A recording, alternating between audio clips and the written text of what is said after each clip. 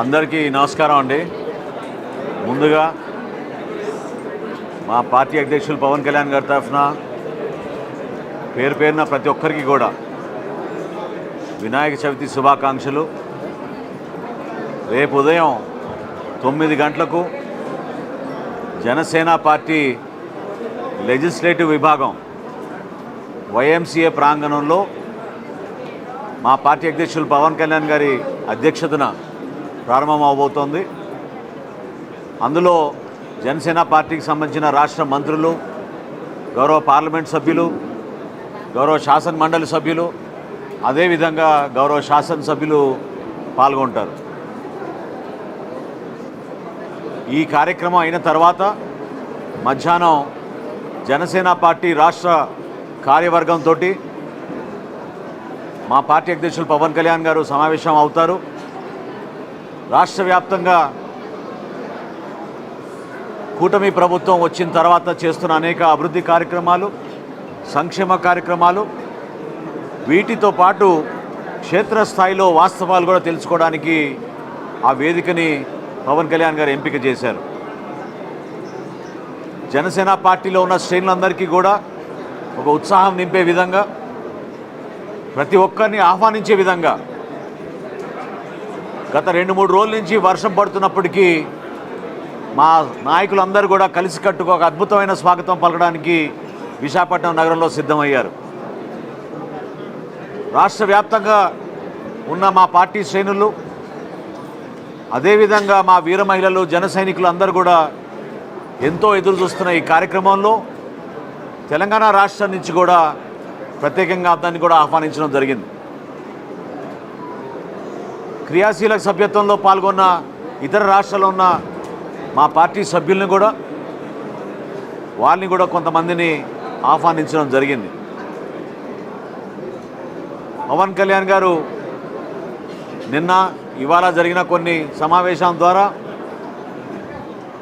Municipal stadium ప్రాంగణాన్ని 30 తారీఖున ఏదైతే మేము విస్తృత స్థాయి కార్యకర్త సమావేశం ఏర్పాటు చేశామో, ఈ ప్రాంగణాన్ని తెలుగు జాతిని ఉత్తేజపరుస్తూ చివరికి ప్రాణాలు కూడా తెగించకుండా, ఇబ్బంది లేకుండా పోరాటం చేయాలి మన అందరం కలిసికట్టుగా అనే దానిపైన బ్రిటిష్ సామ్రాజ్యం పైన పోరాటం చేసిన మన అల్లూరి సీతారామరాజు గారి పేరుతోటి ఈ ప్రాంగణాన్ని ఖరారు చేయడం జరిగింది. స్టేడియంకి ముఖద్వారాలకి తెన్నేటి విశ్వనాథం గారి ద్వారం, అదేవిధంగా శ్రీ కోడి రామ్మూర్తి గారి ద్వారం, శ్రీ గురజాడ అప్పారావు గారి ద్వారం, వీరనారి గున్నమ్మ గారి ద్వారం, చివరికి మహాకవి శ్రీశ్రీ గారి ద్వారం, ఈ 5 ద్వారాల ద్వారా అల్లూరి సీతారామరాజు ప్రాంగణానికి రాష్ట్ర నలుమూల నుంచి వస్తున్న జనసేన పార్టీ క్రియాశీలక కార్యకర్తలు, నాయకులు, గౌరవ శాసనసభ్యులు, పార్లమెంట్ సభ్యులు, శాసన మండలి సభ్యులు అందరూ కూడా 30 తారీఖున 1 గంట నుంచి ప్రారంభమయ్యే సభలో పాల్గొంటారు. రేపు ఉదయం లెజిస్లేచర్ పార్టీ సమావేశం తర్వాత కార్యవర్గ సమావేశం 3ంటికి ప్రారంభమై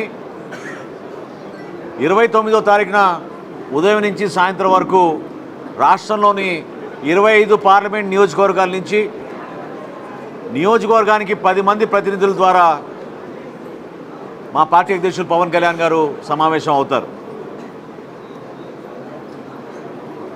అనేక అంశాలపైన చర్చించుకోవడమే కాకుండా భవిష్యత్తులో మనం ఎంపిక చేసుకోవాల్సిన ప్రణాళిక, ఏ విధంగా మన కూటమి ప్రభుత్వాన్ని బలోపేతం చేసుకుంటూ, పార్టీని సంస్థాగతంగా బలోపేతం చేసుకుంటూ, అంతిమంగా ప్రజానీకానికి మెరుగైన సేవలు అందించడానికి కలిసికట్టుగా ఏ విధంగా అడుగులు ముందుకేయాలో ప్రతి ఒక్కరికి మా పార్టీ అధ్యక్షులు పవన్ కళ్యాణ్ గారు ఆ రోజున ఒక రోడ్ మ్యాప్ ఖచ్చితంగా ఇస్తారు.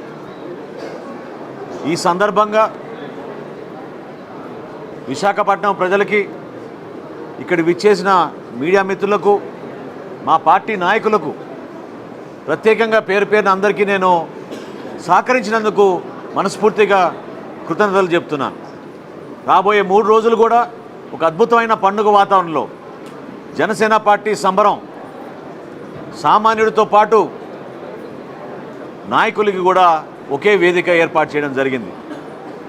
సేనాతో సేనాని అనే కార్యక్రమం ద్వారా పార్టీ అధ్యక్షులు పవన్ కళ్యాణ్ గారు అందరి అభిప్రాయాలు వినడానికి, వారు ఏ విధంగా భవిష్యత్తులో ఉండాలి మన రాష్ట్రాన్ని కోరుకునే పద్ధతిలో ముందుకెళ్తున్నప్పుడు దానికి సమయం కేటాయించి ప్రత్యేకంగా ఆయన రావడం జరిగింది. 3 రోజుల పాటు పవన్ కళ్యాణ్ గారు విశాఖపట్నంలోనే ఉంటారు.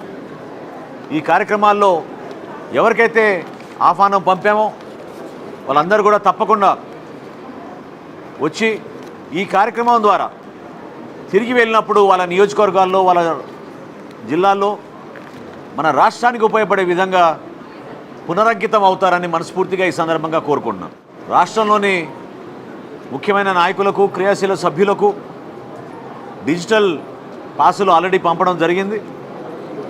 ఇవి కాకుండా జిల్లాల వారీగా ఇందాక నేను చెప్పినట్టు 25 పార్లమెంటు నియోజకవర్గాల్లో ఉన్న ప్రతినిధులకు ఫిజికల్గా కూడా పాసులు ప్రింట్ చేసి మా జిల్లా అధ్యక్షులందరూ కూడా ఈరోజు రాత్రికల్లా అందించడం జరుగుతుంది.